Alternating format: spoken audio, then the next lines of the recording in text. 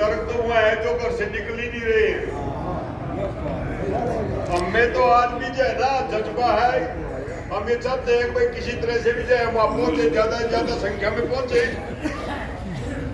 और यहाँ अपने साथियों के बीच में पहुंच कर जो अपनी जो है कोई भी बात है, मांग है, कुछ भी उसको हम रखें।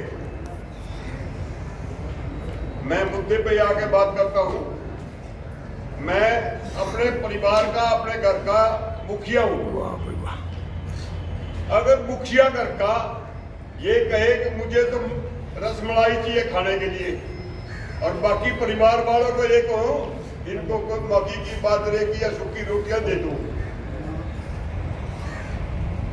कितने दिन खाएंगे वो? एक दिन उसका विरोध होगा। क्यों होगा? एक तो रसमलाई खा रहा और एक को खाने को लिए जो है ना सूखी रोटी मिल रही है। तो इसलिए भाई अभी आपने पता होगा जितने एमएलए, एमपी, एमएलसी, राज्यसभा के सदस्य चाहे लोकसभा के जो भी है, अगर एक बार वो 40 दिन के लिए एमएलए बन जाता है तो वो सारी जिंदगी पेंशन लेगा और वो भी कुर्सी पुरानी पेंशन नहीं पुरानी लेगा।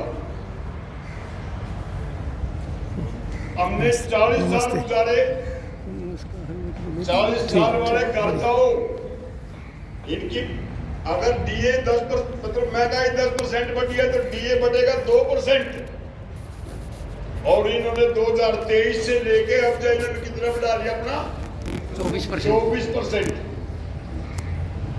पेंशन कुर्सी चाहिए पुराने वाली नहीं इधर आ जाओ प्रकाश, उसमें नहीं डालना चाहते अपने आप को। इधर आ जाओ। पेंशन भी इनको पुरानी चाहिए, सर्विस भी इनको जो 40 दिन करने के बाद, एक एमएलए को 40 दिन के बाद आ जाओ, यहाँ आ जाओ, रिजाइन करा के एमपी का इलेक्शन लड़ा देते हैं। बैठो ठीक हो। वो एमपी बन जाता है, पेंशन एमएलए की भी लेगा, एमपी की भी लेगा। अगर वो मिनिस्टर बन गया तो मिनिस्टर की भी लेगा।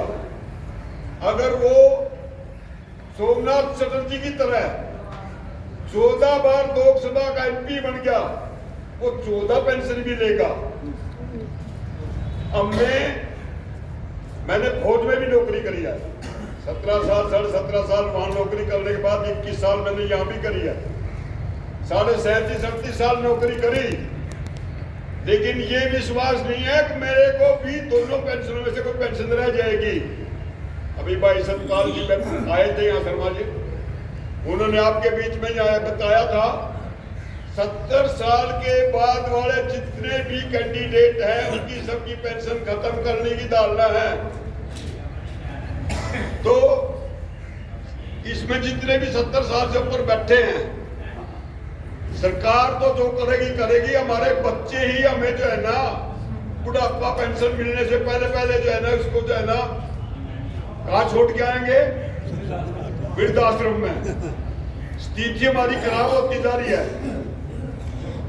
अपने लिए तो इनको इलाज कराना हो तो महंगाई इनके लिए बढ़ जाती है, हमने इलाज कराना हो तो हमारे लिए महंगाई घट जाती है।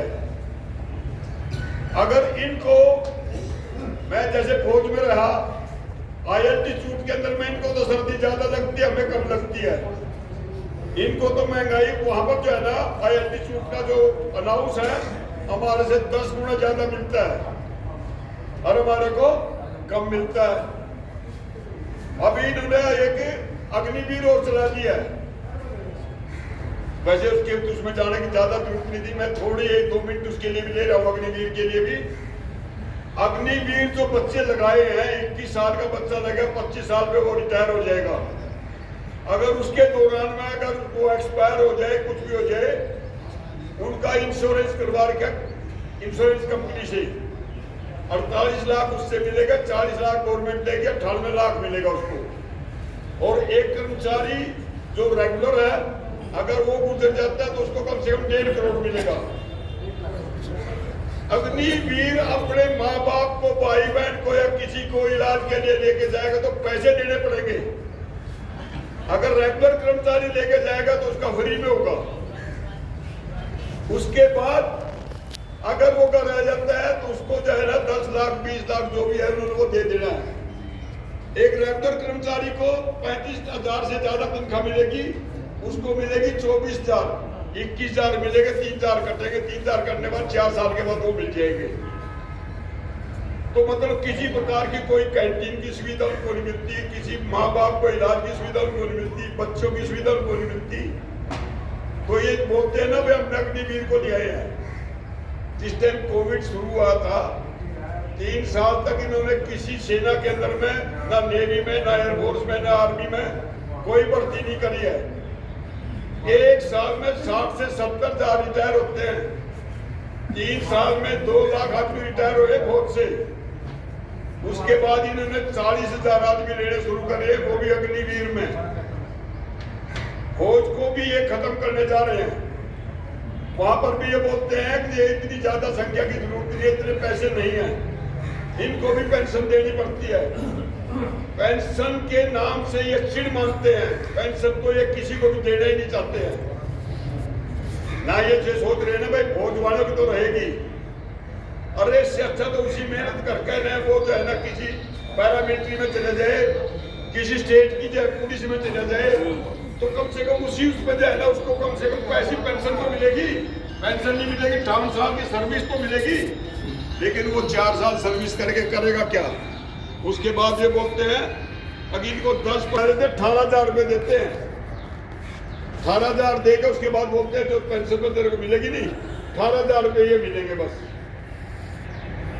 तो गवर्नमेंट की पॉलिसियां जो है ना रेगुलर कर्मचारी जो लगाने की बजाय अभी जो है ना कई कौशल रोजगार में लगा दिए, कई जो है ना भाई डीसी रेट पे लगा दिए, कोई कॉन्ट्रैक्ट बेस पे लगा दिए, और उनको भी ये कह दिया कि तुम्हारे को 58 साल तक कोई कुछ कहेगा नहीं। अब 1200 निकाल